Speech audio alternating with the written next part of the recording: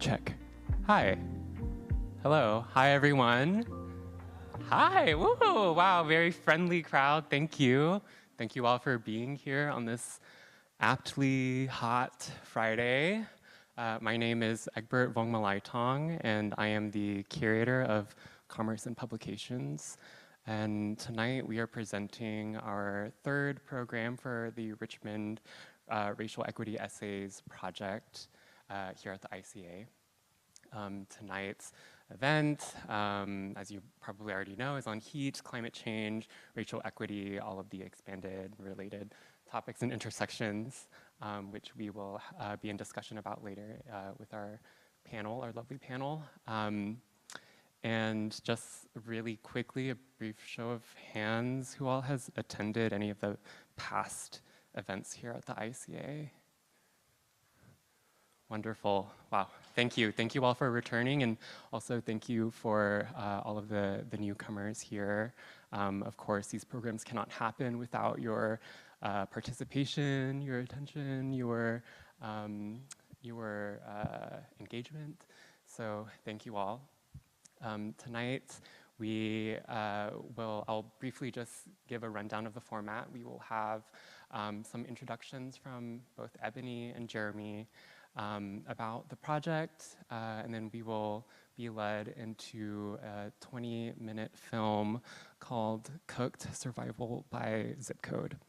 And then following that, we will have a panel discussion featuring Amy Wentz, David Sale, and Kendra Norell.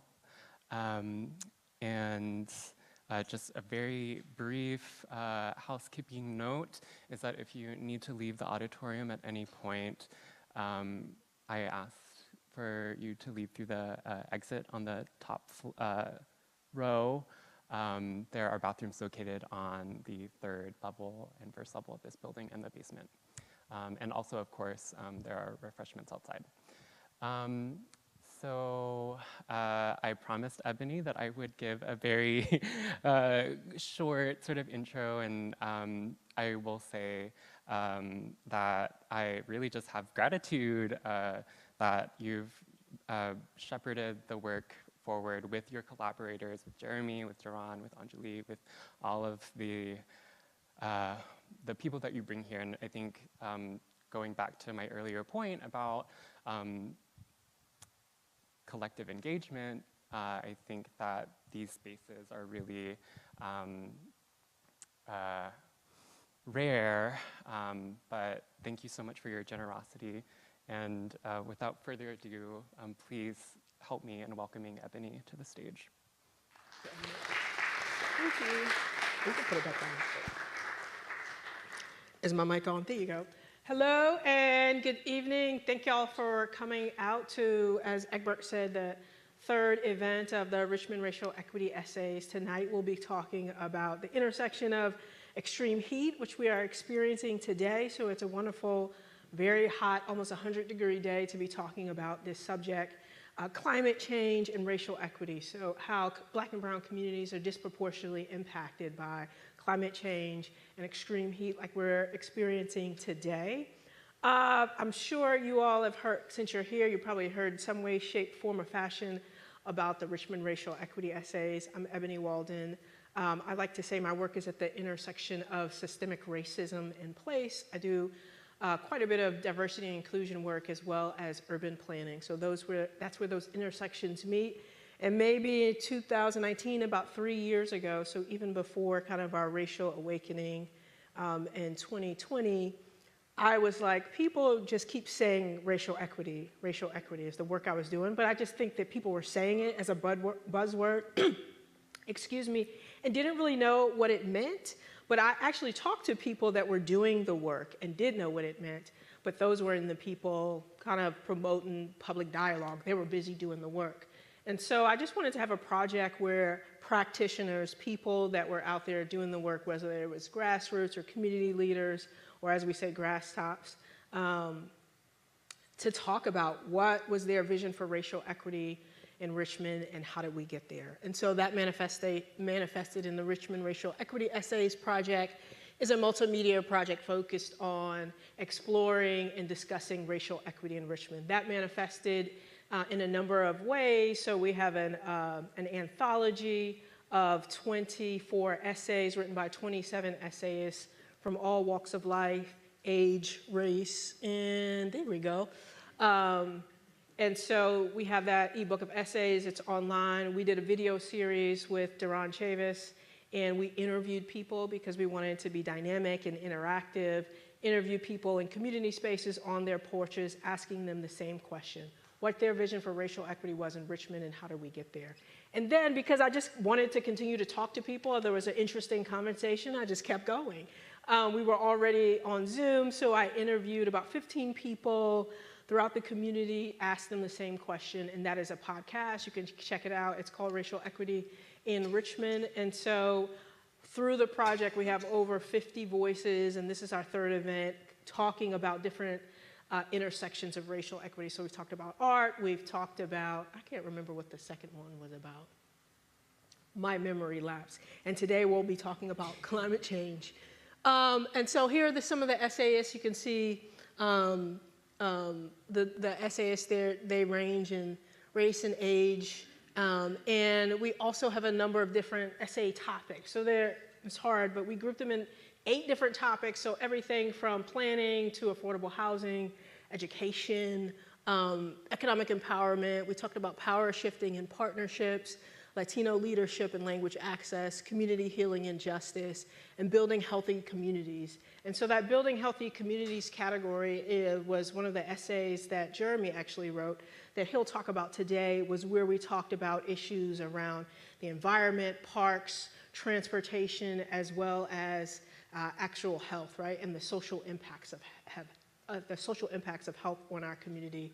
And so we'll continue that conversation here today. One of the essayists, Jeremy Hoffman, who works at the Science Museum, his essay was really about extreme heat, the intersection in his work and his life. And so he'll talk about how those intersections met in his early days when he grew up in Chicago, how it intersects in his current work today, and how we come today to watch the film.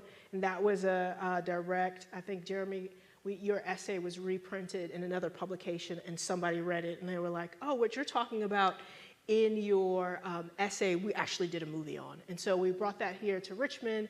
Today, Jeremy will tell you a little bit more about that. We'll watch the movie, and then we'll get into conversation with Richmond folks that are actually doing work to try to improve climate change and the environment, which we'll be talking about today. So I'll hand it over to Jeremy, and he'll tell you about his work and his journey. Thank you. Thank you so much, Ebony. Good evening. Hi, I'm Dr. Jeremy Hoffman. I'm the David and Jane Cohn scientist at the Science Museum of Virginia, just down the street.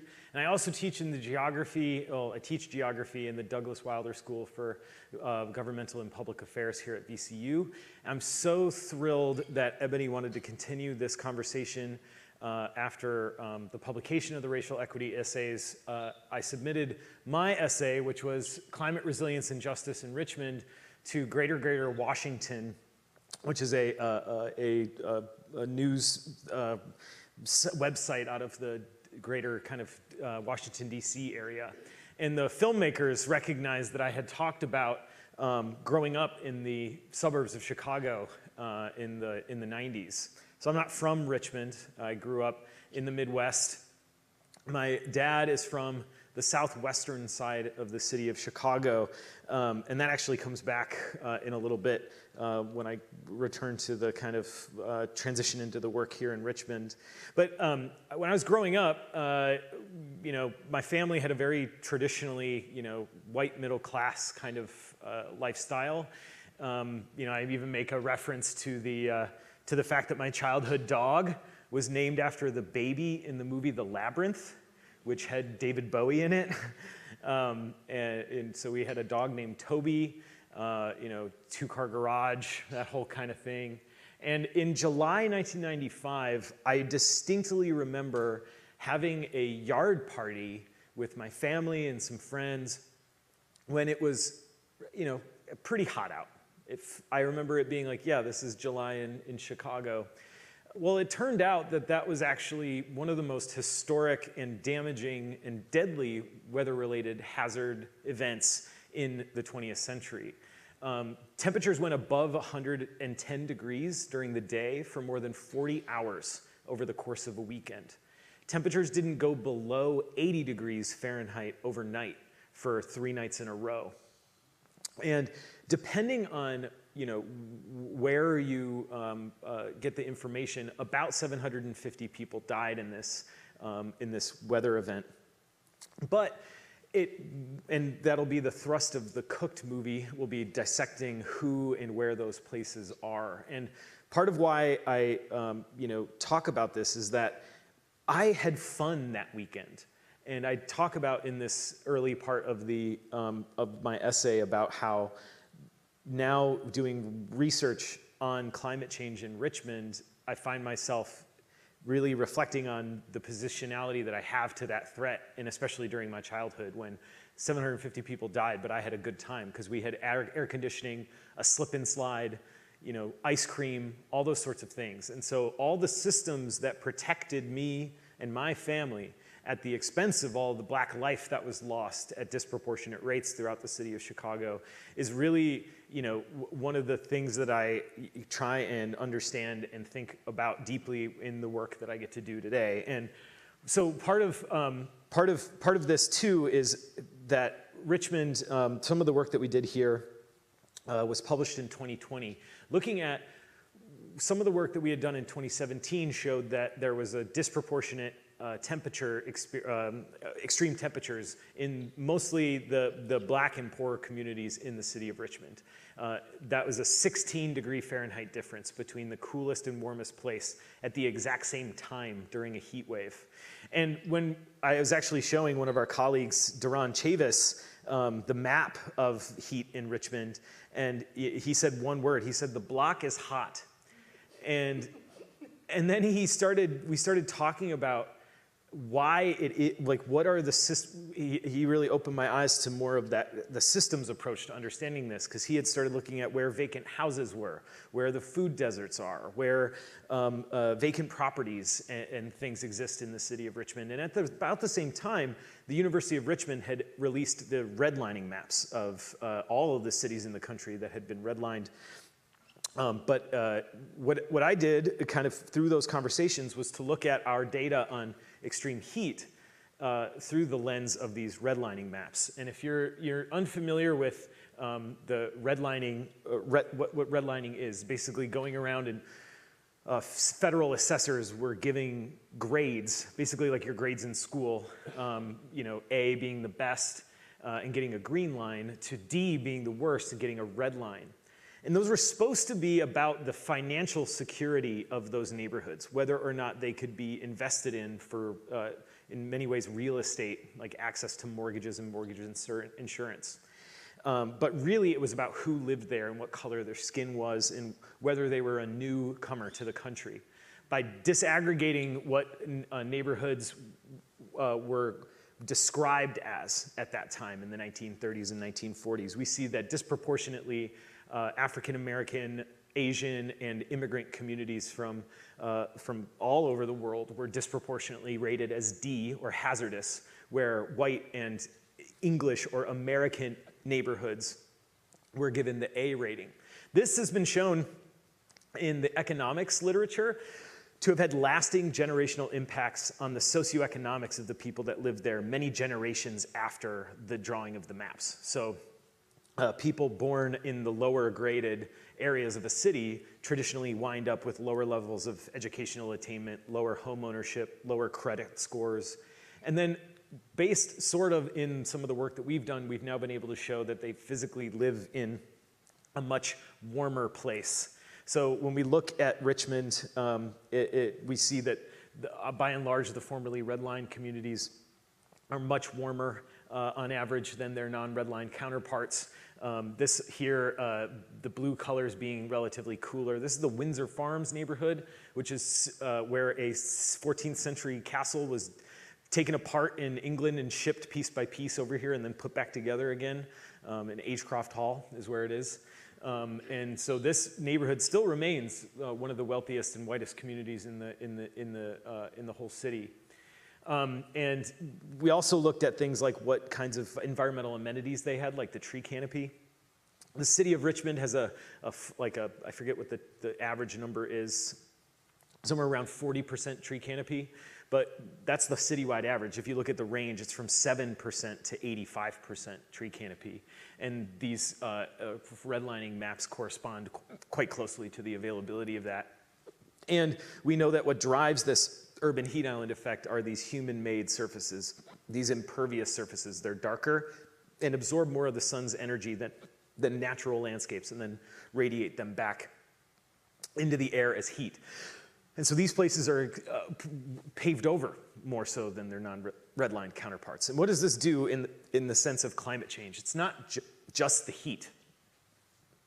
Those impervious surfaces funnel stormwater instead of filtering it, so causing more and more frequent and more devastating urban flood conditions in these neighborhoods. Also, in the decades after redlining, because we know that wasn't the only thing nefariously done to these communities, was that after redlining, the interstate highway system was put through these communities in cities all over the country. And that has resulted in there being lower air quality in these areas. So every single climate stressor that we understand that will continue to get worse, the longer we let global warming continue, the worse these conditions will become disproportionately in our cities. And so I wanted to share, it wasn't just in cities with redlining maps, because that's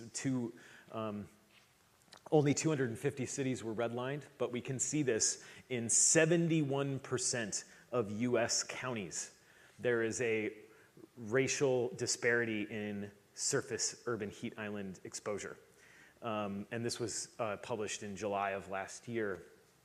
And so this isn't restricted to urban areas. It's seemingly a feature of our country that this climate change disparity exists. And so as we talk about climate change in the sense of mitigating the emissions that cause global warming, we have to recognize that in the present, at the time, there is already wide disparity in the environmental conditions that residents experience during heat waves, during extreme precipitation events, and day in, day out with air quality concerns.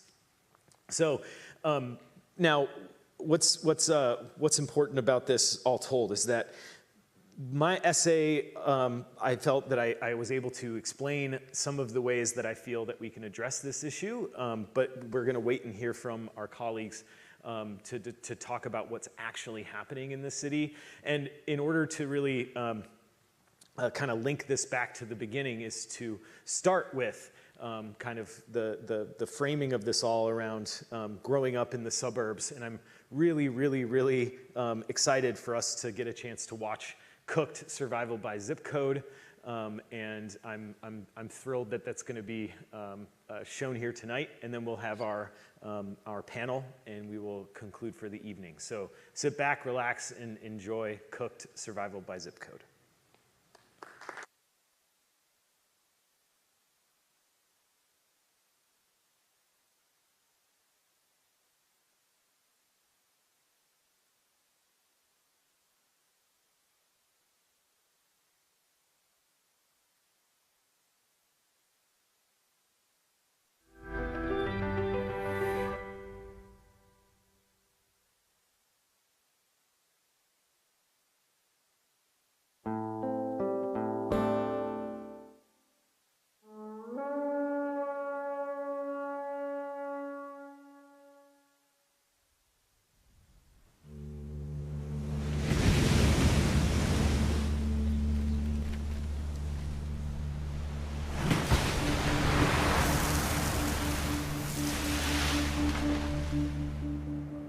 What's the best way to prepare for disaster?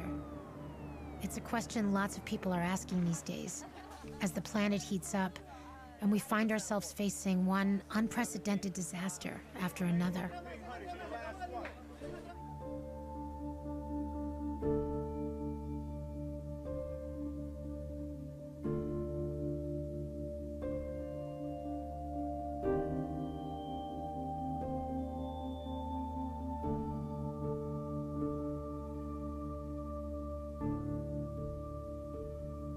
Personally, I never really had to grapple with disaster preparedness till Hurricane Sandy was heading towards my hometown. Are you ready for this hurricane? I got my batteries, I got my flashlights, I got my candles, I'm good. Did you fill your bathtub up? That I did. Do you know why we're supposed to fill our bathtubs up? I don't either. If ever there was a moment for an emergency plan and a well-packed to-go kit, this was it. But I didn't have either.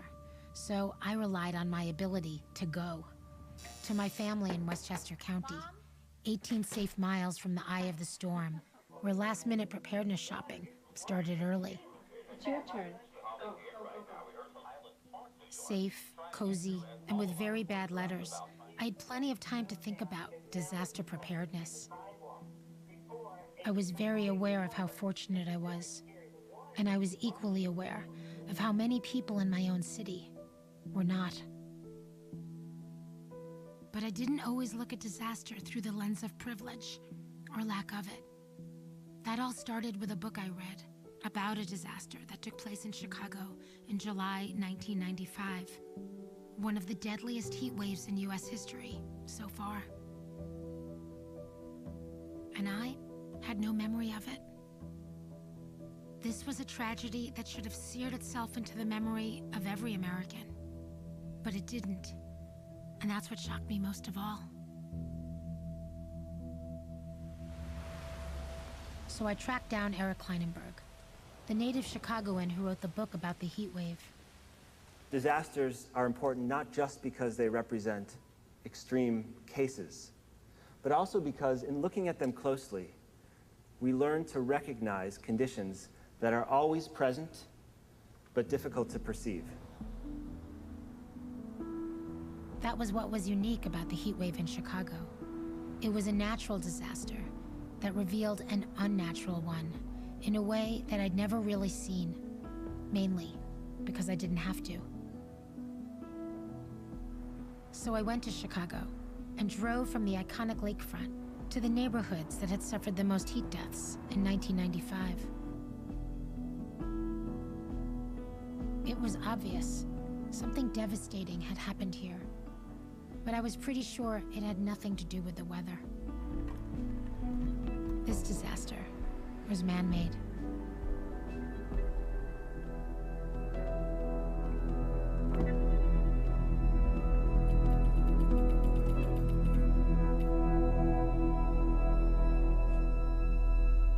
The sun is cooking the center of the country. All week, roads have been buckling, people have been baking, and the mercury is showing no mercy.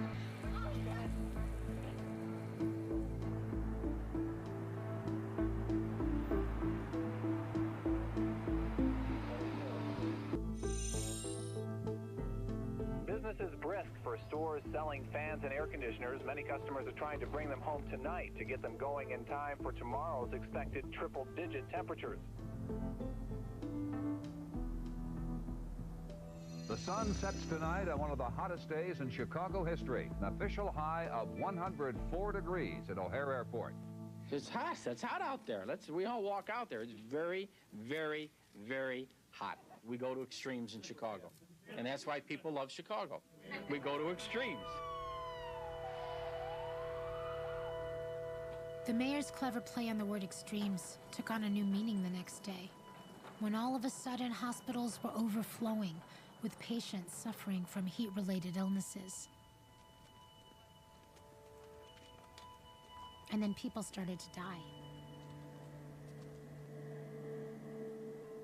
It was a very hot night, and when I called my grandmother, she didn't answer the phone. So I rushed right over here, and I walked into the room, and I saw my grandmother lying across the bed, face up. I looked over at the window and it was nailed shut, and I thought, what would make her think that by putting a nail in a window would make her feel safe? Why wasn't this window open? I walked to the ambulance and I looked in and I saw these bodies in there, and they just laid her on top of the other bodies like she was a cord of wood. And then I thought, well, does that mean that they're gonna go get other bodies and lay the bodies on top of my grandmother? Well, the chief medical examiner tells us tonight that at least 50 more bodies await examination tomorrow. The crush was so intense, a refrigerated truck was brought in to store bodies until staff could get to them. We just saw 5 more refrigerated trucks go by us. Apparently, the one refrigerated truck they've got back there is already full, but they're now discovering the bodies that were dead on Thursday and Friday as they begin to decompose.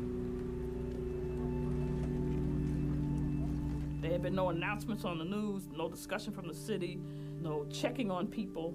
But the minute you see in the paper or on the news or wherever I saw it first that there were refrigerator trucks, that means there's so many dead bodies that the coroner doesn't have room for them anymore. That's enough. Right there, you know you were in trouble.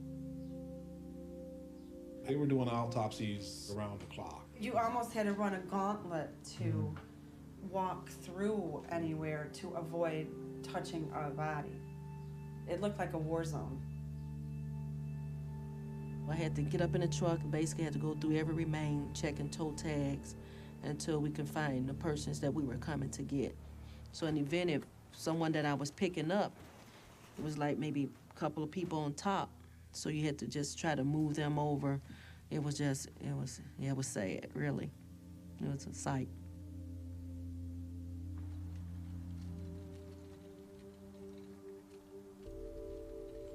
Saturday morning I came in and we had 87 cases. Sunday morning we had 83 cases, and today we have 117. Now our average is 17.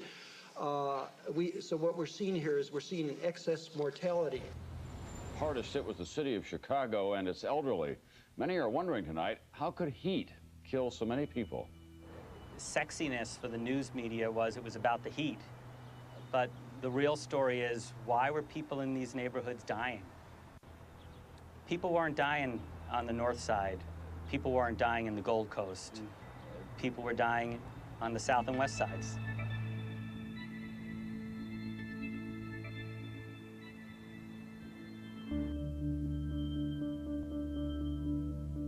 A lot of people using the area police headquarters as cooling stations. We've offered that, but there's not a great number of people who've come in and taken advantage of it. There's really very little explanation for it. There are some stunning new figures from the Chicago Health Department, dramatically increasing the already tragic death toll from July's heat wave. The city now says 733 Chicago residents died, adding more than 200 to the original total. And within weeks, the final death tally had to be adjusted yet again to 739, the equivalent of 2 jumbo jets crashing in midair. Did you feel a sense of outrage at that number when it came out? I want to answer this very carefully. James Baldwin said, to be black in America is to be enraged almost all of the time. And so in that spirit, I'm enraged almost all of the time. I am of that generation. So yes, I was enraged. Was I surprised or shocked? No, I know what happens during heat waves. And I could see that the city was not responding accordingly. This is a map that has 2 things going on at the same time. We've put these circles in those communities that have the highest poverty rates. And then what we've done is we've shaded in the communities that had the highest mortality rates from the heat. And as you can see, they're almost perfect overlaps. So the question is, did people die of the heat, or did they die of the social conditions in these neighborhoods? And the answer is both. I mean, had the heat not occurred, they wouldn't have died that week, that's for sure.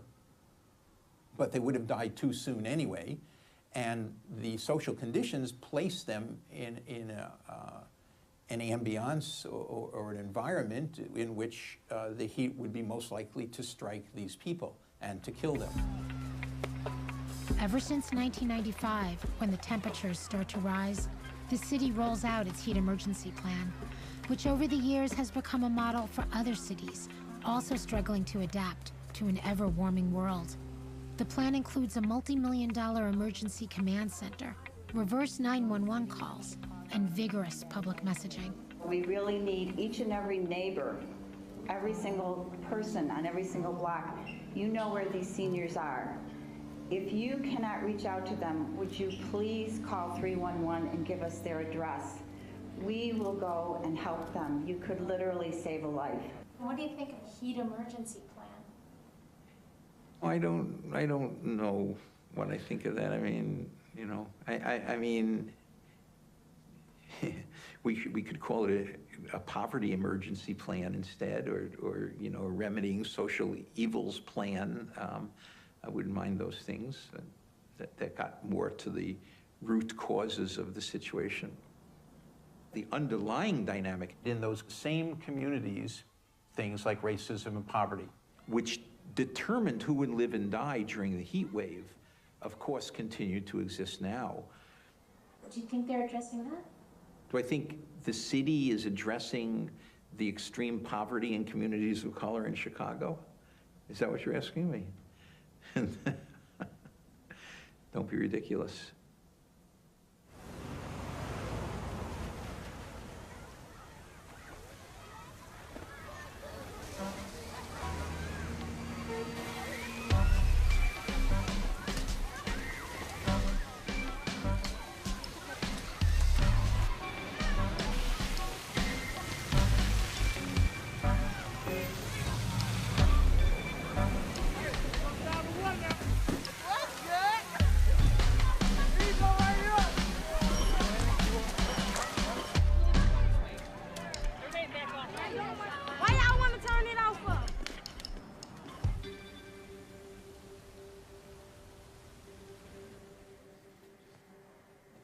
A decade after the heat wave, Eric Kleinenberg was still trying to get people to learn the core lesson of that disaster. What I'm more concerned about is our collective failure to address that everyday crisis, the disaster in slow motion, if you will. If we look too much for the scapegoat, we'll mislead ourselves into thinking we're not all kind of accountable in some way. And my biggest concern now is that if we refuse to come to terms with this crisis, we'll doom ourselves to experience it again. And we did.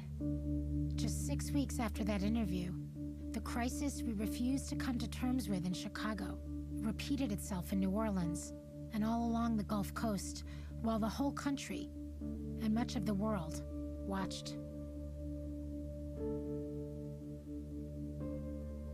Like millions of others, I spent that Labor Day weekend glued to the television set, watching whole neighborhoods disappear underwater. One natural disaster, plus crumbling flood walls in the city's most vulnerable neighborhoods, added up to one big national revelation. We're going to talk about something else before the show's over, too, and that's the big elephant in the room, the race and economic class of most of the victims, which the media hasn't discussed much at all, but we will a bit later. What had seemed to me to be a one-time tragedy in Chicago, all at once became an appalling trend. Life and death determined by zip code, which had been predetermined decades earlier in cities and suburbs throughout the United States by another kind of mapping, government-sanctioned redlining. This is a map of Chicago in 1940, created by the Federal Housing Administration. The neighborhoods where Black people had settled were shaded in red and declared ineligible for federally insured loans. The only way Black families could buy a home was through a practice called contract buying, which was essentially a high-risk and usurious installment plan. This is the block that I lived on from the time I was 1 or 2 years old till I was about 14. White speculators bought homes, then resold them to Black families for 2 or 3 times their value. But the Black family didn't own the house until they fully paid it off. If I have you in a contract and things go along and you get laid off from your job and you miss a month, You could do it on 1 month or miss 2 months, then you're out of that house. I evict you, and then I can recontract that same house to another family. Most people had to work 2 or 3 jobs to meet the payments. Often, they couldn't afford to maintain the houses, so a lot of those structures needed to be torn down. So when the federal government made it illegal to give mortgages in the black communities, it was a political decision to disinvest from those communities. You have banks making a decision, your house isn't worth replacing the windows, so we're not going to give you a loan to replace your windows. We're not going to give anyone a loan to buy your house from you. That's a disinvestment. We're going to close these stores and move them. And that disinvestment happened with the changes in manufacturing. You don't have steel workers in Inglewood anymore. You don't have people working at Campbell's Soup Factory anymore. Then what happens is your community sinks. It doesn't happen overnight, but it happens certainly at a pace. None of this is rocket science. We all know what it takes to make a healthy neighborhood. It doesn't require you to have mansions on the street. It requires you to have the grocery stores, the coffee shops, the restaurants, the beauty parlors, the barber shops.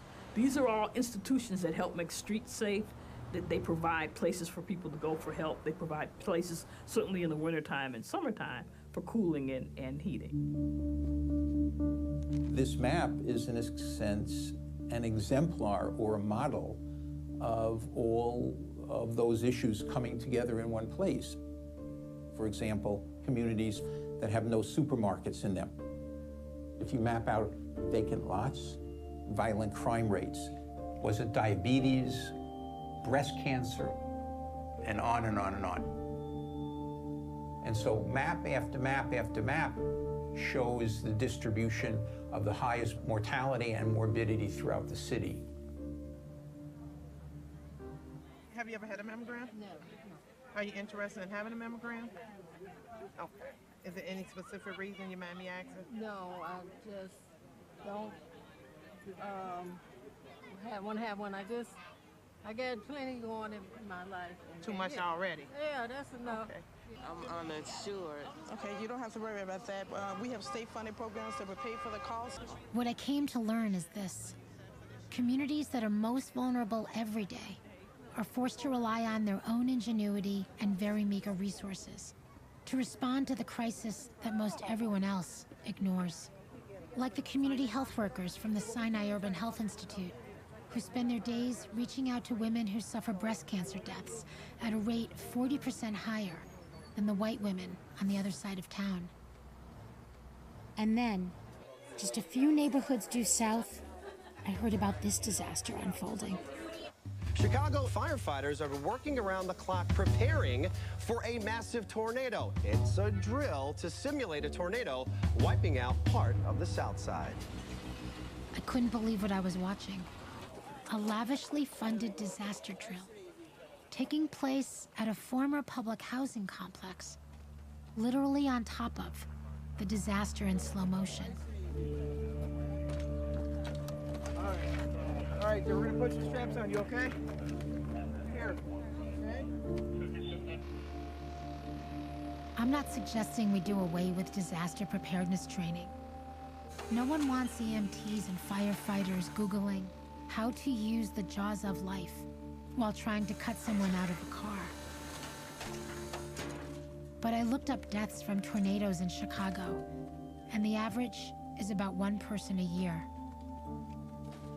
While some 3,000 people die each and every year from preventable diseases within about a 5-mile radius of this drill. It had never been more obvious to me how deeply flawed and immoral our national priorities are.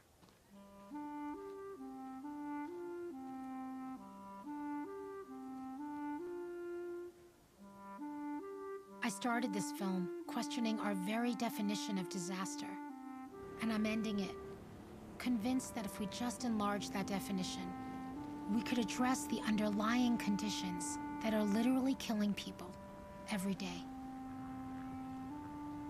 Because the word disaster typically moves people to respond quickly, with courage, compassion, and cold, hard cash.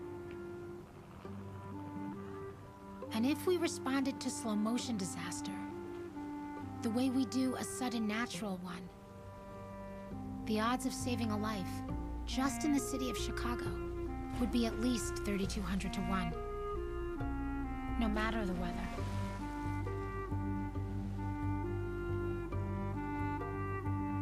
So what's the best way to prepare for disaster? Or for that matter, recover from one?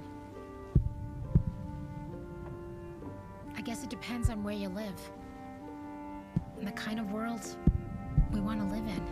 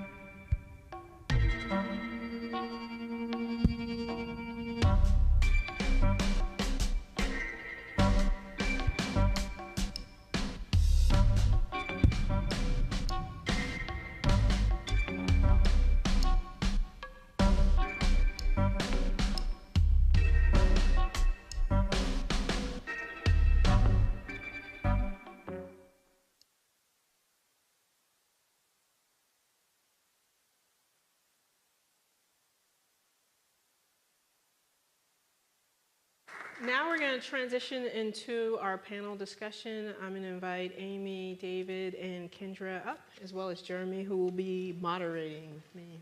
So welcome them up, you all. There we go. So tonight we have with us on the panel Amy Wentz from Southside Relief, David Sale from RVA Green 2050, and Kendra Norell from Institute for Sustainable Communities. And so I just love for people to introduce themselves because I think they do a whole lot better job than reading from a piece of paper. So I'm just going to quickly ask you all to introduce yourself. What's your connection to environmental issues? And maybe just a quick kind of your first response to seeing the film. So could you start, Amy? Gotta press it. Hello, hello. Hey everyone, I'm Amy Wentz here. I'm with Southside Relief. My partner Cherie Shannon and I started Southside Relief a few years ago. We both worked on the Richmond 300 master planning process, and as a part of that process, there was an insights report that we all received as a part of that work and reading through, and it had a lot of information about housing and transportation and all of the different things that that Richmond was working on in the master plan. And one of those pages talked about life expectancy. And we noted, both of us lived in Southside. She lived off the Hull Street corridor, I off the Broad Rock corridor.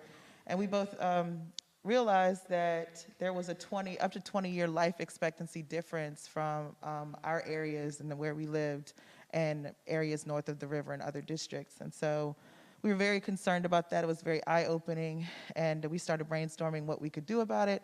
And we really wanted to focus on Southside specifically because we felt like there was a lot of disinvestment.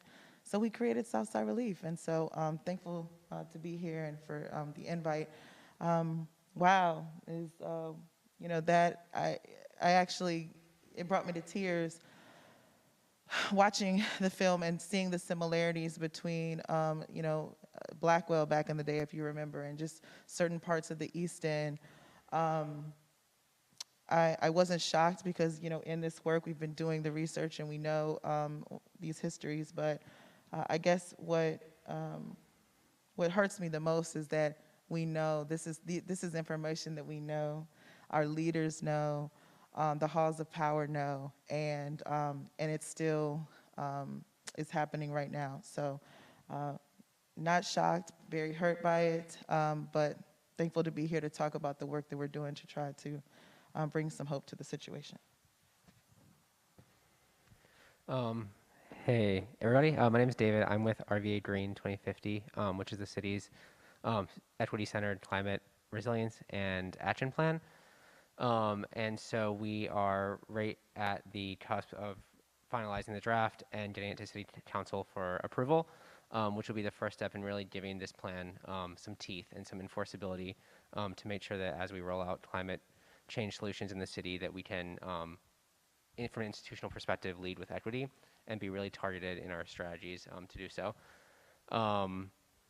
My reaction to the film, like Amy's, is sadness that looking at the maps that they showed of Chicago in 1995 and the maps we have of Richmond from a couple years ago, you can see the same trends, the same patterns, the same overlap of disinvestment and the resulting harm that causes folks in those neighborhoods. And to Amy's point, like we've known that now for decades, and just seeing how similar the maps from 25 years ago in Chicago are to the ones in Richmond today, it is difficult, I think, to be hopeful in a lot of ways, because, like Amy said, we know that these patterns exist, and so the work that we're doing, all of us are doing, is trying to chip away at that, but it is a painfully slow and uphill battle. But thank you for having me. Yeah, so I just wanted to say one thing, because the mapping point is key, and the RVA Green 2050 did some excellent maps of the city, and they mapped 39 factors to really find the locations in the city that were most vulnerable to climate change. Not unlike in Chicago, those are the areas that are pretty much low income, black and brown, and redline. But if you get a chance to check it out, I don't know that any other city that has done a citywide equity index. And so they've taken a number of factors, put them on maps, and you can go play with them online just to give them a shout out. But go ahead, Kendra. Yeah. Hi, everyone. I'm Kendra Norrell. I'm a program officer with the Institute for Sustainable Communities, and that is an organization based in Vermont, but is international. And within our U.S. programs, I work specifically with the Partnership for Resilient Communities, and we partner with community-based organizations, specifically community-based organizations led by people of color, to help support their climate justice and climate equity work, specifically with organizations that wouldn't classify themselves as environmental organizations or climate-centered organizations, but community-based organizations that are working on things like resilience hubs or greening infrastructure, or looking at ways that they can really support the communities that they live in based off of the environmental impacts that they've been witnessing and dealing with for periods of time. And so I have worked with a variety of Richmond nonprofits that work in the environmental field. So I have a lot of background with environmental issues in the city of Richmond. I'm from the city of Richmond, and I have always been interested in environmental things. And so I have an academic background in it, but once I started working with Groundwork RVA, that really led me to a space of learning more about urban planning and the history of urban planning. And that has really impacted the way I look at climate justice, environmentalism, and all of those like historical components that really brought us to this place. And so looking at the film that we just saw, it really just brought light to things that we experience here in the city of Richmond. Within my role at the Institute for Sustainable Communities, I look at multiple cities across the country, and they all have very similar concerns. They have similar concerns with the local municipalities, similar concerns with the way that planning has set up different neighborhoods across the different cities. And it just kind of gets to this point where everyone in their own city feels like they're fighting this individual battle, but we all have very similar battles, and like being able to create that partnership that goes across like the country is really helpful for what different people experience, what people have learned, how to build and move forward. So that's where we are. That's one of the things that I think, this is a very sad movie, but to be able to take that we are not in this alone, and to look really where those partnerships lie, who you can learn from, how to move forward and really elevate or move swiftly in the things that we're dealing with. Yeah, I thought, and before we go to the next question, I thought it was when the bodies started piling up and they were from those specific neighborhoods, it just reminded me of what was happening during COVID, right? It's the same neighborhoods, the same folks that were most vulnerable.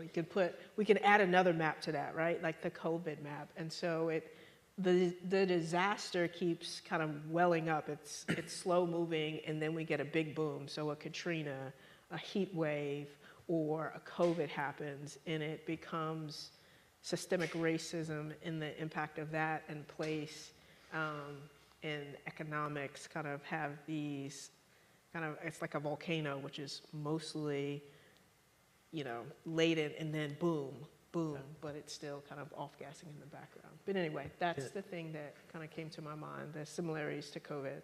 I was going to say, actually, that I was thinking we were thinking the exact same thing, Ebony. Actually, back when the early part of the pandemic, I actually worked with the RVA Green 2050 group on establishing a COVID-19 vulnerability map. And Mayor LeVar Stoney showed it next to the Climate Equity Index map, and they were identical. And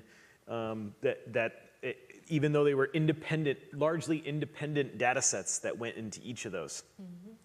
Again, it's that idea of the underlying conditions at the root of these seemingly disparate ideas, climate change and COVID-19, that we're talking about here. And I guess that's the part of the next question is, reflecting on some of the other aspects of the movie, because it's not just the heat, right?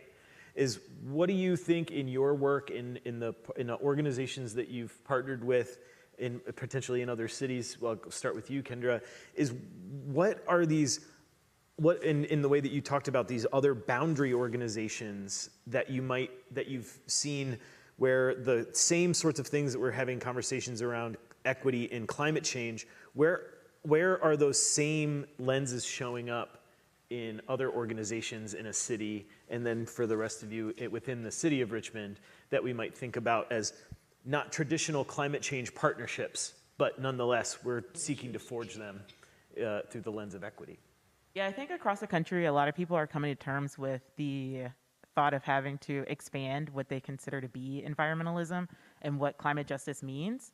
And they're moving to make these partnerships with organizations that may work in housing support or work in transportation. And I feel like, we might think transportation automatically goes to climate, but that doesn't necessarily line up with an organization that might be working specifically on like natural green spaces or park spaces. And so really broadening out what everyone considers to be climate work and what climate justice looks like is a national conversation. It's something that everyone is really working on and really trying to build out those partnerships. I spoke before about our organizations that we partner with. I don't think any of them would ever, prior to partnering with us, describe themselves as climate organizations.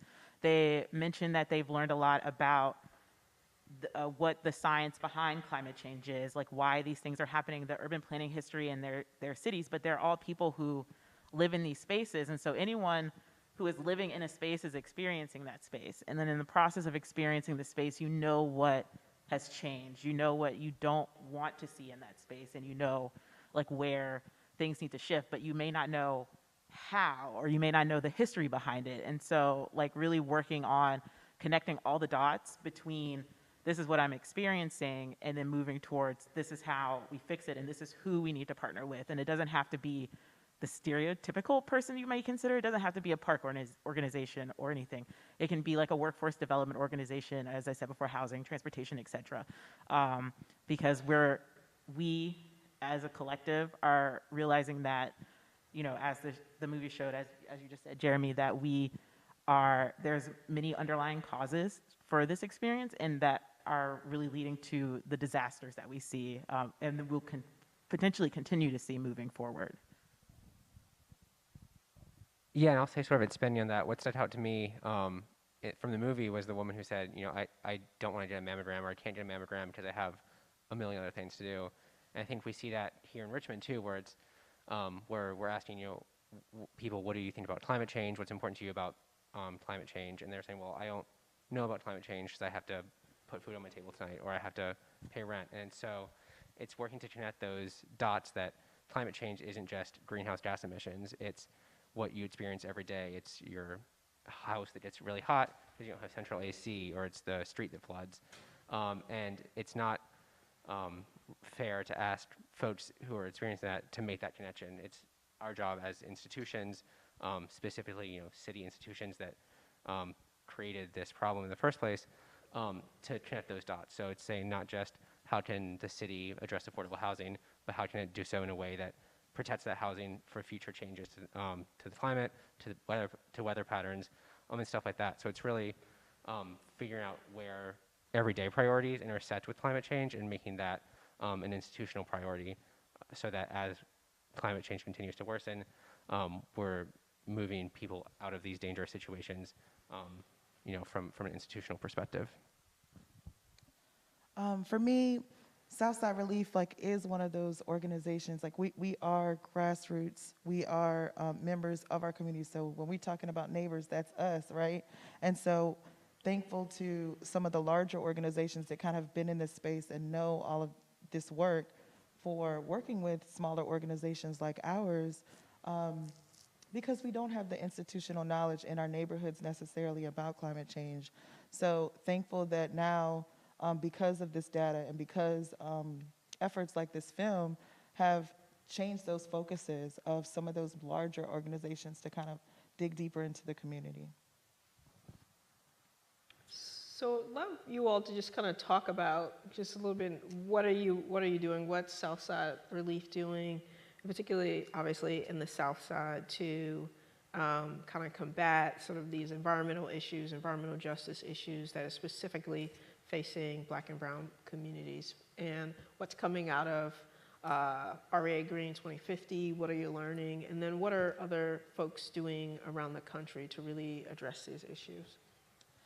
Yeah, thank you so much for the question. So with Southside Relief, we first sat with the fact that, I sat with the fact that here I am in Southside, I have my big Yukon Denali, I know nothing about climate change. I am that person, I am that community member that really, I remember, no litter campaigns when I was younger and things like that, but no one really talked about the importance of tree canopy and the importance of, air quality. A lot of times, especially my neighbors, we're thinking about things that are right in front of us, like the fact that we don't have access to a grocery store, close to our areas. Southside doesn't have a lot of park spaces. There's not places, it's not necessarily safe to walk and bike in neighborhoods and to get, the exercise that people need, or to be able to walk and bike to work and school. We have less access to bus stops, and so it's just further, you have to walk further to bus stops to be able to get to and from if you don't have access to a car. And so we started to just try to think about what we could do to kind of focus on each of those individual areas. First thing we started to address is just education in general, right? Just talking to people about how climate change affects them and their quality of life. And I think that when you have such, how am I gonna get to work? How am I gonna pay the rent? How am I going to make sure that my kids have what they need in school? Those are things that are right in your face, right? And climate change ends up taking a back burner. So what we wanted to do is just make sure that we start educating the community on things that we felt were, and what the science is telling us, were important to them and how it affects them. So that's one of our biggest things is education. Right now we have the Greening Working Group, which are members of the community that have come together in Southside to each month we have a different topic that we talk about and discuss, and we do a check on learning and engage around that topic. Then we do hands-on things like tree plantings, maintenance days, working in our park spaces. The city committed back a couple years ago, as a part of the master planning process to bring on new park spaces, because the part of the Richmond 300 plan says they'd like for folks to be able to have access to a park space within a 10-minute walk, a 2-mile radius of their house. So the city has made a commitment to bring on 5 new park spaces in Southside, and so we're working with some other partner organizations to engage the community on what they want to see at those park spaces, how they want to feel at those park spaces, and really taking an approach of, community-led or people-powered approach to creating these spaces. And so that's another thing that we're doing. And then I think another thing that's really important is just really making sure that we're, knocking on the doors in the halls of power and talking to our leaders. We are talking to our city council members, the administration, state leaders, on how we can affect policy, right? Like the plan came out, it was a great plan. They talked about urban forestry. We realized that the city didn't have an urban forester, on staff, and analyst positions to be able to help these, the goals of the plan along. And so we were able to, lobby for those things, work with other organizations to, come up with an advocacy plan, and really empowering the people to be able to advocate on, for themselves on the things that are important to them. So those are some of the things we're working on. Yeah, thanks for sharing. That's all amazing work. And I'd say from the RVA Green 2050 perspective, like I mentioned, we're at this stage now where we are ready to finally release this draft plan and begin implementing the strategies that we've been working on for 2+ years. But that was all rooted in a 2 or 3 year process that really started in understanding what the community's priorities were. Like I mentioned earlier, climate change is a really big topic and in a lot of ways very abstract. And so starting the planning process from the community's perspective sort of inverted traditional city processes and really figuring out what mattered to our neighbors, whether it's affordable housing or more green space or access to well-paying jobs.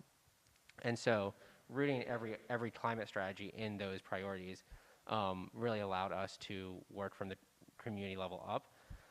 And so over the past 2 years, with the help of technical experts, as well as the Racial Equity Roundtable, who's a group of residents who were paid for their time to provide their lived experience to this process, we were able to draft 49 strategies that we feel address both the climate challenges that Richmond is facing and everyday priorities. And so with every strategy, we're asking not only how can we make this neighborhood more resilient, but how can we make sure that more green space is included in that, or how can we make sure that access to well-paying jobs is included in that. And so in that way, our hope is that every Richmonder can see their individual or neighborhood level priorities reflected in this climate plan. And so as we are moving forward, we're aiming to continue with that same community-driven approach. The plan advances a shared accountability framework, which is a way of holding institutions like the Richmond City government accountable for doing what we say we're going to do, for continuing to advance the community's priorities, for including community perspectives in each step of the process. And while that, I think, in a lot of ways can elongate the process, it really makes sure that it's done correctly so that these strategies are impactful. We know each neighborhood in Richmond experiences climate change differently.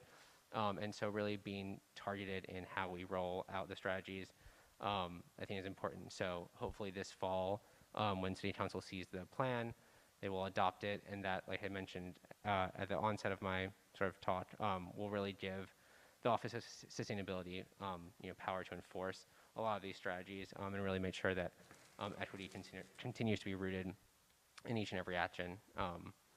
So I think we're just at the tip of the work, even though it's been 2 years already, but we're excited to see come fall how things change. Yeah, and with ISC, I mentioned earlier, we had our Partnership for Resilient Communities where we work with the local community-based organizations across the country.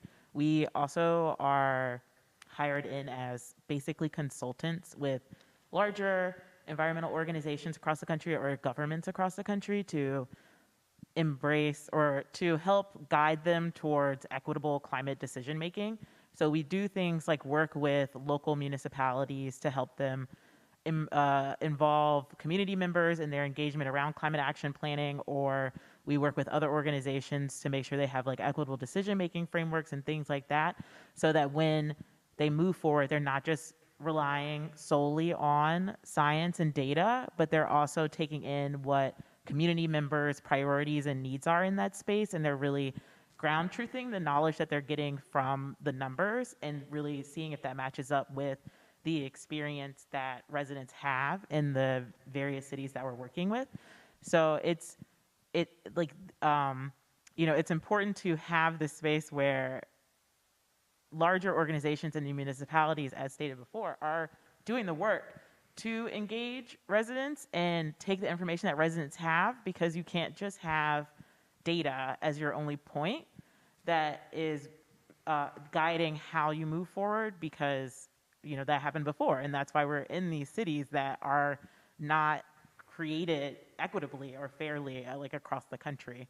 So really making sure that the decisions where we help different organizations and municipalities just make sure their decisions are equitable, that they're considering the actual impact of their decisions and thinking more broadly about what it means to have that engagement and incorporate that engagement into the work that they're doing. What's amazing when we've heard all three of these answers is just how many different ways we can loop climate change and equity into other sorts of things, whether it's education or community development and accountability for governmental structures, or empowering community organizations that didn't see themselves and actually reflecting the voice and vision of community members in these plans. And so the next question is about obstacles to really advancing what you're saying. If you could, describe what you feel is the biggest obstacle that we face, or you face, or as a city we face, in actually enacting equitable climate adaptation in the city of Richmond, what would you say is our biggest challenge or obstacle that we face or you face? Specifically for the city? Or other cities? Yeah. I think Richmond would be included in this, but one of the biggest conversations, we just ended up our grant cycle for our Partnership for Resilient Communities program, and one of the topics they want us to focus on as we move into our next cycle of the grant session is how to implement community projects and in a way that aligns itself with the municipal planning guidelines and planning timelines. And so looking at funding timelines, planning timelines, all of those the funding timelines are very short. Planning timelines are very long.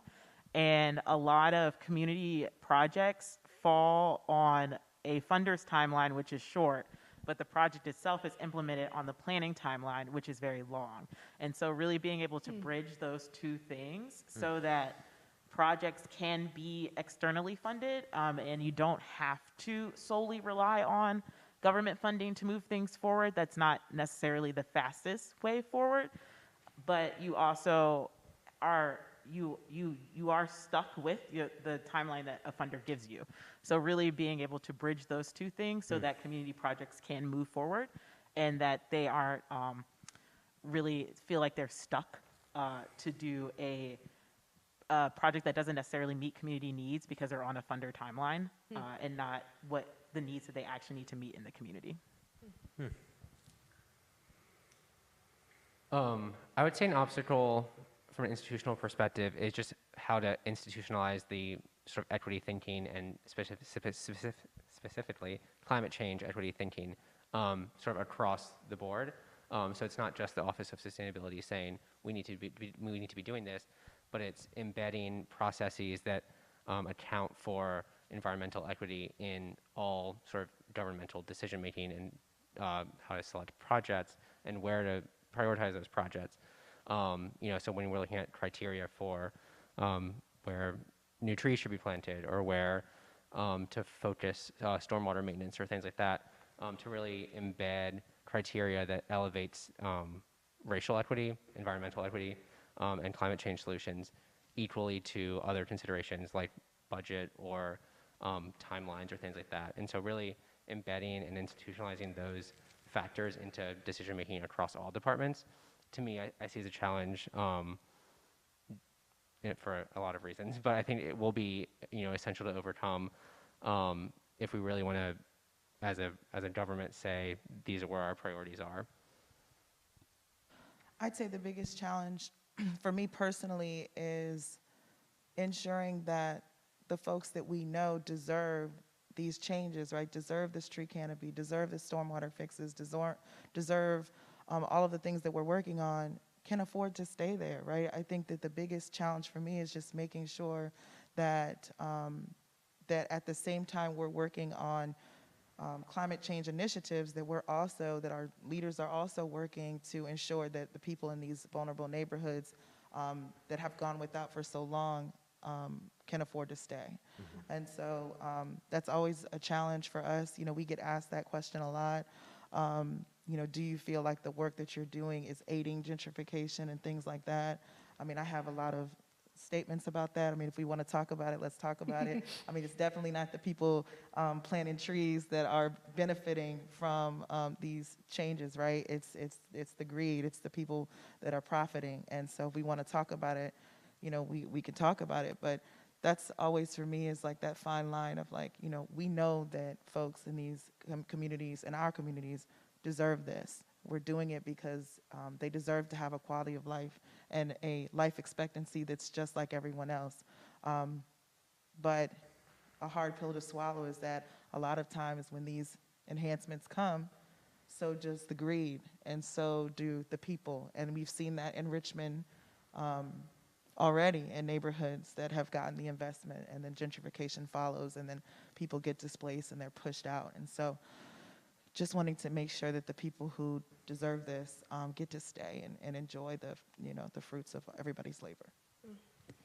So we probably got some more questions, but would love to engage the audience. You have been sitting there silently. Your thoughts on the film, any questions for any of us or the essayists, or just your perspectives or work on any of these issues, feel free to stand up and engage with us. So this could be a conversation. Thoughts, questions, comments?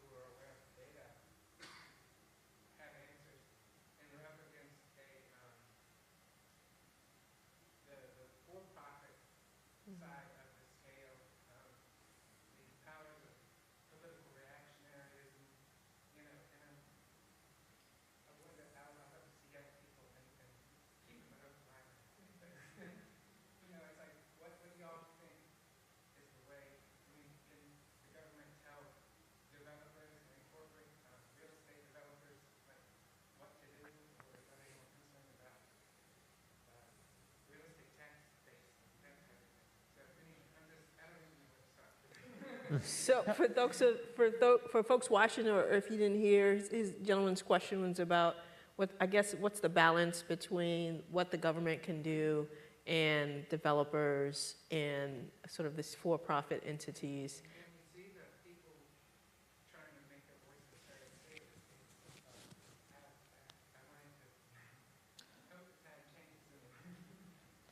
I'm so glad that you mentioned that. I mean, it's definitely something. It's another challenge that we deal with, right? It's like, how far do you push, right? You don't want to get on the do not talk to list over in city government, or in, you know what I mean? Like, because there is a list, right, of people who are a little bit dismissed, right, a little bit too militant, or I don't know, whatever terms they use to describe how people advocate, right? And so trying to find that balance of just extending grace, extending patience. I will say this. I was talking to a member, PBS is going to be doing some work here on some of the work that we've been doing too. And they mentioned that they have been doing similar interviews in other cities. And they were very excited at the fact that Richmond is so far along with the data that like Jeremy and others have brought forth. This, the index that they have created and the tools that they have created at RVA, Sustainability Office has, is far beyond what a lot of the other cities are doing.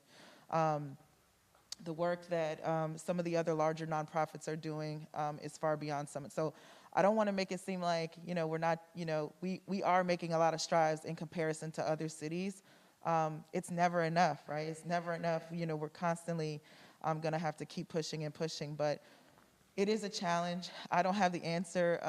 I tend, to try to be the graceful one.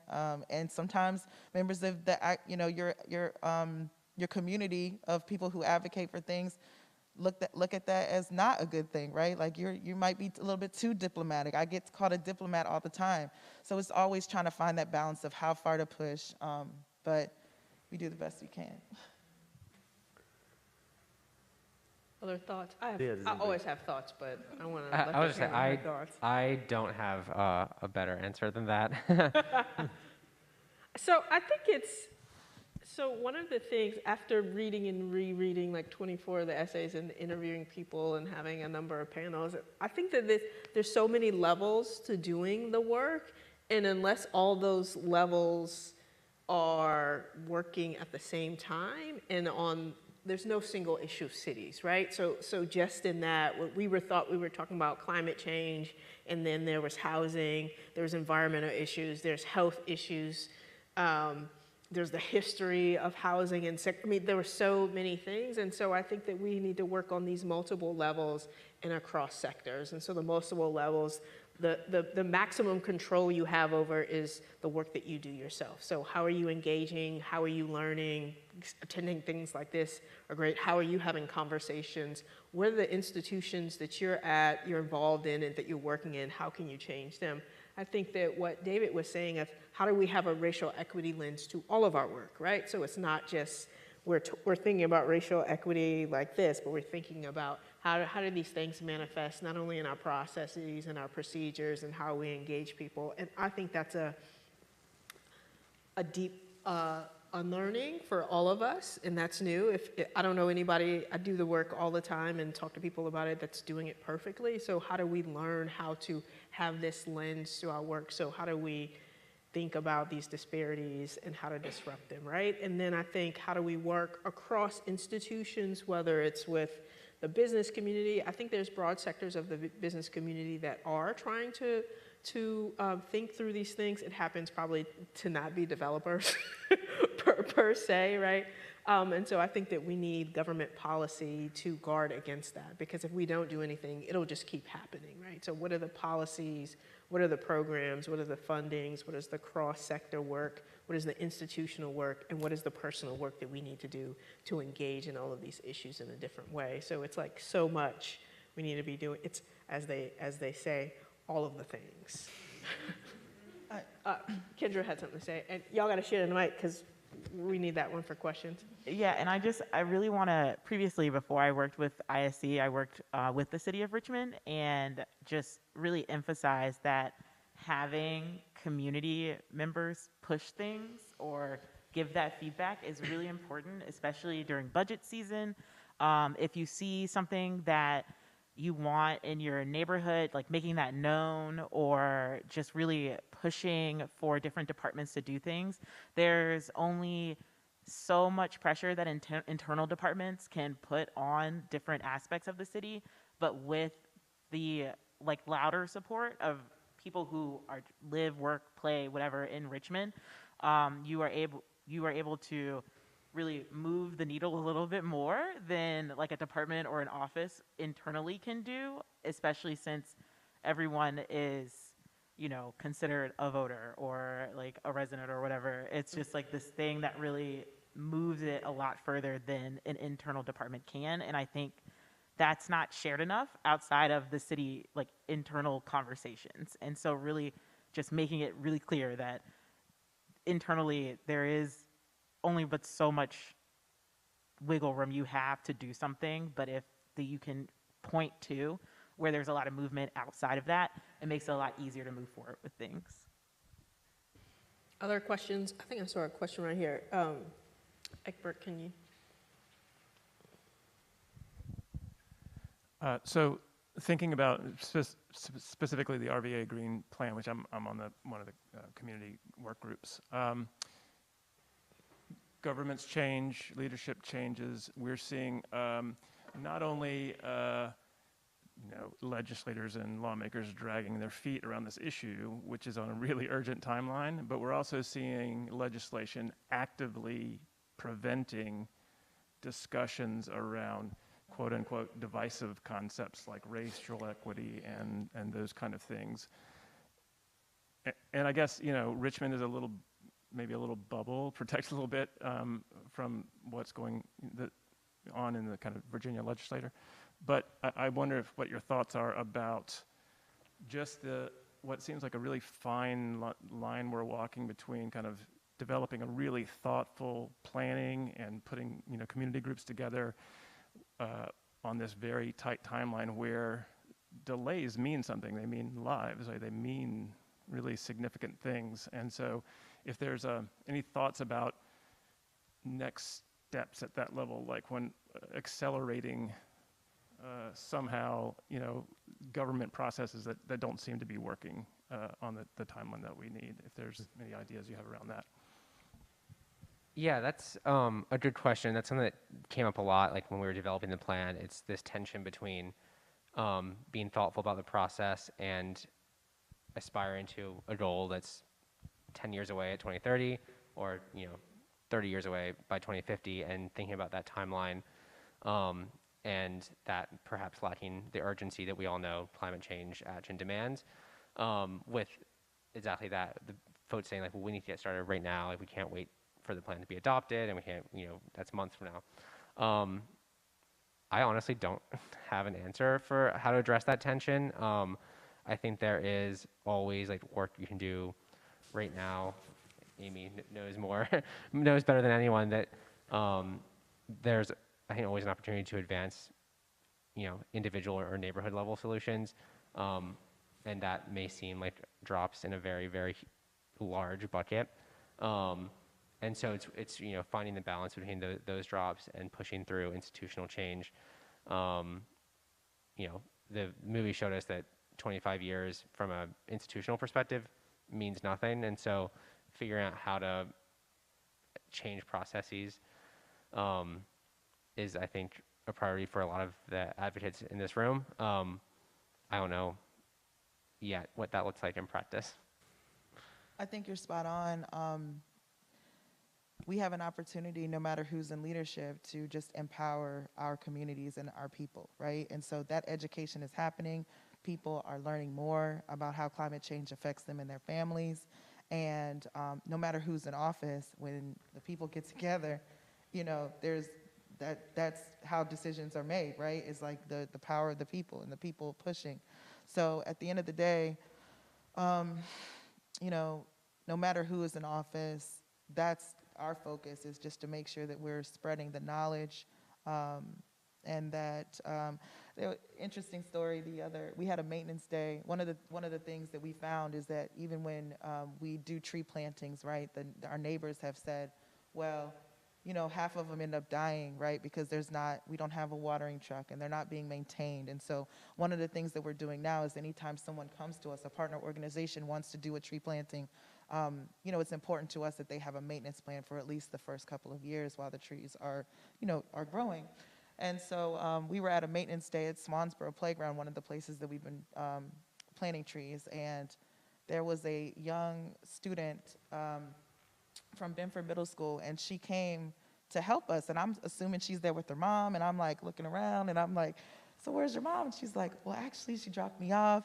And she said, I was reading the UN. The UN came out with a climate action report a couple of weeks ago, and it basically had all of this devastating news about if we don't get our act together pretty soon, we're not going to have a planet left to even be fighting for education or housing or all of the other things that we have. And she said, so I just figured I'd come out here and plant a tree. And I was just like, oh my gosh, the kids are all right. Like, I was so inspired by her willingness to just come out there and help. And so I think that just, gave me inspiration. It gave me the power that I needed. And then one other thing that, it was really sad in the movie that hit for me, is just like you have, 739 people that passed away in that few days.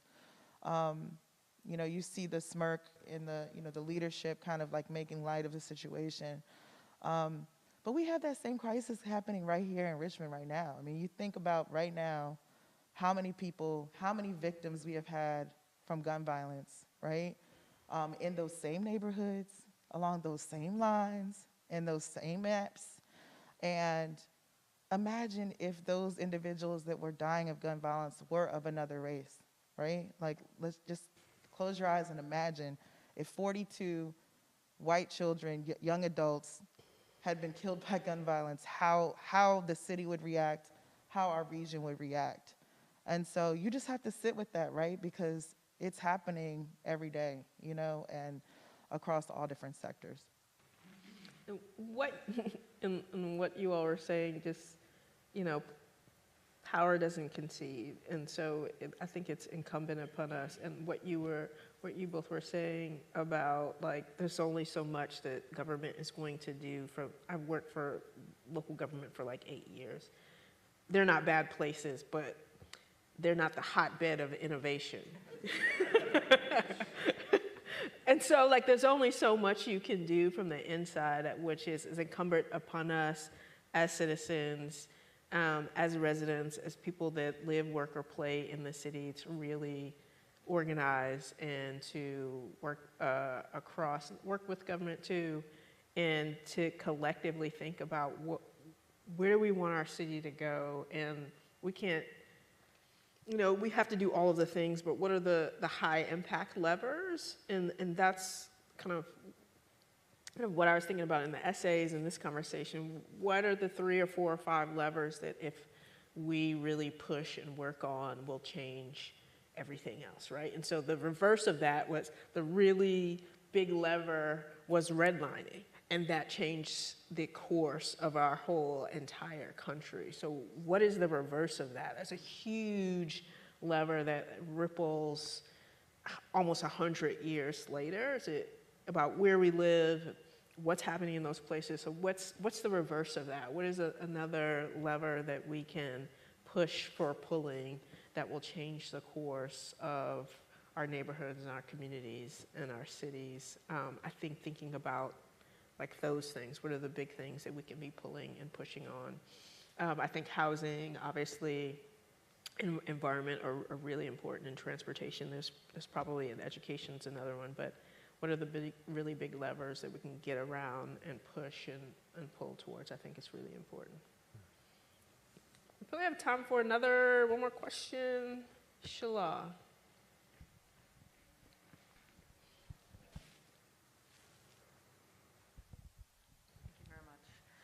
Hello. Oops, I'm loud. I'm Shala. First, let me say, after watching the movie, I'm genuinely flabbergasted.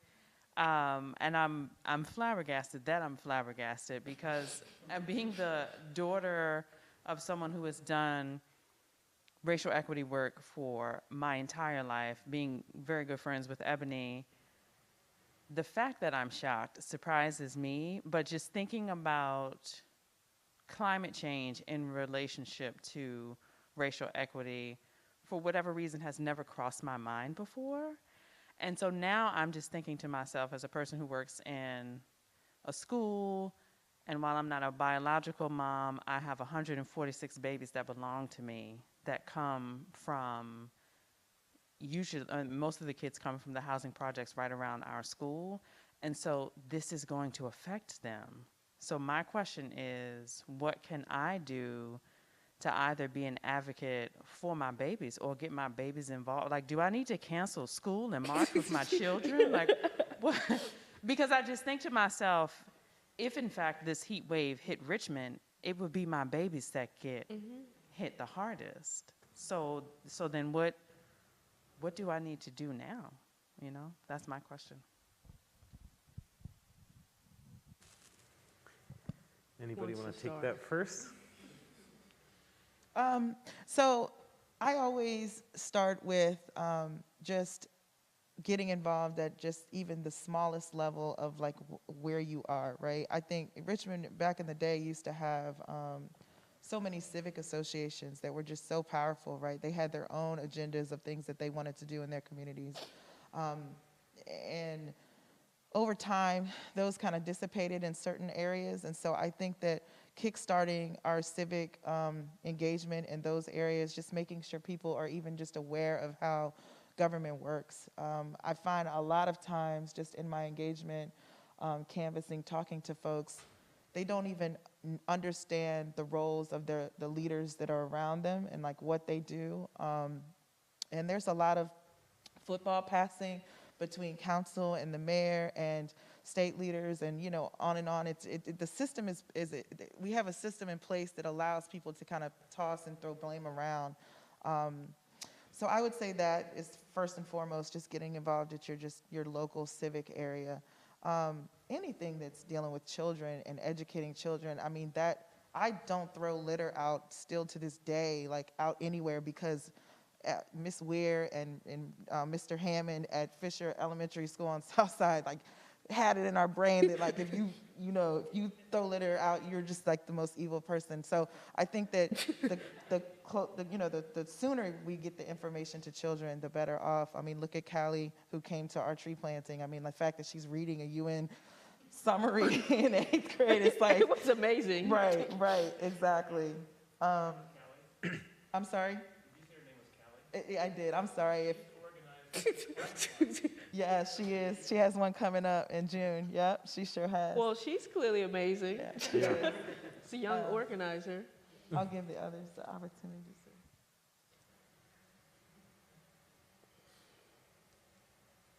The other thing is that if you work for Richmond Public Schools, they do have a sustainability person on staff. And one thing that we have been working with other organizations with ISC is building out resilience hubs. And so those are places that people can go during emergencies, but potentially like climate emergencies that can offer a cooling area or have solar panels so that there's electricity offered, and really having those resilience hubs in places where people frequent anyway.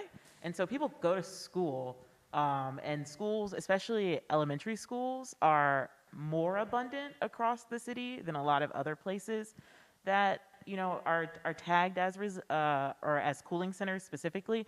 But looking at what, like kind of what Amy said, like looking at what you can do with the school itself could be really impactful for the way that people take the environment around them and what they can do at home, or what they can expect to see from the government as well. And so like seeing examples of what you should see really helps motivate that move towards basically providing what disinvestment did not provide. And so just like looking at making the school itself that environmental safe space if possible. And as a person with no children and is not a teacher, I am overly informed about the school board. So I understand that will be not an easy thing to do, but just like one of those things that, and we're looking at where partnerships can be built, building those partnerships with RPS and the school system and education is very important. Our children spend a lot of time in RPS schools, and a lot of those schools are old. I graduated from Richmond Public Schools. I went to an old school. It's definitely one of those things that once summer hits, it's miserable to be at school, and no one wants to be miserable at school. And so it's just kind of like looking at what we can do to make our schools more resilient as well. And I think that's a conversation that doesn't get brought up quite as much because people don't live at the schools, but you do spend so much time in a school building as a child. My 7-year-old little Zoe attends school in Southside, and she came home on, I think, Wednesday, and she said, "Mama, I have to bring a water bottle to school tomorrow, and I have to dress cool, like I have to wear shorts because they said it's gonna be hot." So they prepared the kids the night before to let them know that the next day was gonna be really, really tough there. So yeah, I echo exactly what you're saying. There's a, Go I ahead. just wanted to say, also, there's a really great example of tying environmental injustice into elementary school education in RPS at the J.B. Carey Elementary School. Principal Michael Powell has really driven a vision that he calls No Child Left Inside, which is a great entree into his transformation of the J.B. Carey campus into an environmental learning lab, where they've now done stormwater management, tree canopy expansions, and then tie, including one teacher, Ryan Bennett, who I'm happy to connect you with these folks. He did a Yale teaching fellowship where he did an entire learning curriculum piece about urban heat islands in Richmond based on the redlining work that we and others did. So there's actually some really good leadership in the elementary school world about the education side of it, and a model to somewhat follow if you're interested in really getting your kids involved in doing that work. So very, very exciting stuff that I've seen happen. So I think the best thing we could do is educate ourselves and talk about these things. So part of making what the filmmaker talked about is these disasters that are happening all over the country that are not visible, right? So it's part of these conversations, part of the essays, part of the work that you all are doing are trying to make the invisible visible. And we can have that because we can have conversations with our friends, our family. Hey, I saw this movie. Did you know? I'm the king and queen of statistical did you knows. If you're a friend of mine, I'm always busting out some random statistic. But anyway, did you know these things were happening? I think that, you know, bringing the Cook documentary to different smaller conversations in communities. I think RVA Green 2050 has had an ongoing engagement, so you can learn about that. They're at the end of their process now, but still looking for input and engagement, which we'll kind of talk about in a second. But I think that we have to figure out how do we make the invisible visible, because all of these things intersect, right? Not single issues, because we can talk about this and housing and kind of all in the same sentence and layer on about 15 or 20 different maps. So how do we make that visible? How do we learn it ourselves and then figure out, well, who's doing, and that's part of this conversation, who is doing work around this in my community that I can volunteer with, that I can fund, that I can come alongside, that I can help them advocate for this issue. So we'll have, what did you say, David, 40 different strategies that the city will be trying to employ over the next 30 years to improve climate equity, and finding out about those and figuring out what. I love that you and Cherie read a report about some data and said, hey, we're going to actually do something. We're going to start an organization, and we're going to start where we are. We're going to plant trees. We're going to have conversations with people and do something. And that will make a difference, because the South Side will be cooler in another 10 years, which seems like a long time. But when you look back at 1995, I'm going to my 20-year reunion soon, and I was like, ooh, that went back quick. But you know, these things do really make a difference, and I think that you can look at racial equity and be like, this is huge, but I think it's a matter of where am I planted, what can I do, who's already doing something, and how can I join them? So with that, I think it's a good way to close. David, do you want to talk about what RVA Green 2050 is doing? And then if Kendra and Amy, if you guys have any initiatives that you want to invite folks into as well, please announce them so folks have, like, what can we do? Should I reveal? Yep, go ahead. Everyone's favorite QR code technology. The best glow up of any technology in the last 20 years, I want to say. Feel free to scan that, and that'll take you to what David's about to tell you about. Yeah, I've never seen a distant QR code like this, so very cool. Yeah, so we are in the middle of our community engagement and empowerment efforts around the RVA Green 2050 draft climate equity plan. So from now until June 19th, we're hoping to get as much feedback on the plan itself, if you have time to read through a rather lengthy document, or take our survey, which really gets at what your priorities are in terms of climate change, everyday priorities, how we can best engage with you moving forward to keep you looped into the process. And we'll take all that feedback after June 19th and incorporate it into the final plan that we present to City Council so that we can make sure it's as reflective of all of your needs and priorities and desires as it can be. And that'll form the foundation of our ongoing outreach efforts. You know, every year we'll do this survey again to make sure we are doing what we said we're going to do, that our plan is evolving as the community's needs evolve as well. And so a lot of your feedback this year will really form the foundation of ongoing accountability efforts on the city's end and really targeted implementation in the community. And you have some surveys outside too. Yeah, so there's some paper surveys in Spanish and English outside if you don't feel like taking the longer online version. There's information out there as well. So however you want to lend your time, you know, we'd really appreciate that. Any other things I want to announce or? Well, I'm just glad that you mentioned, you know, the accessibility surveys outside, because that's one of the big things that, you know, we at Southside Relief really want to emphasize, like who's not in the room right now, right? Who are we not seeing? Who are we not engaging? Making sure that we're reaching all abilities, all languages, all of the people. So, you know, the more that we do that, more that we make information accessible, the better we are. I just want to shout out Duran Chavis. I remember my first just experience in Richmond, just working on a community garden, was at McDonough, and I think now that community garden is probably about 15 years old or so. But worked with him on that. Then he did another garden at Sabre headquarters. So just was very inspired by his work, and so thankful to learn from organizations like his. But he just announced that there were a lot of volunteer opportunities. So go to Happily Natural Day, check out his website. I just wanted to make sure that I shouted him out.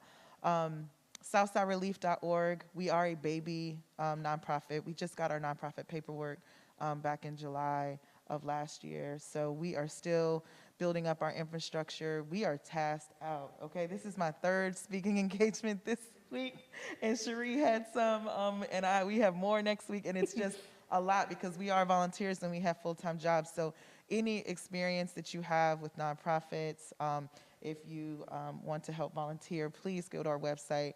There is a link there that you can access. We also have an events page where we list not just our events, but all the opportunities in Southside. So community garden work, tree plantings, tree giveaways, just classes, anything that we have going on, we have it on the events page. So check that out. There's also a donate link if you'd like to make a contribution. That'd be great.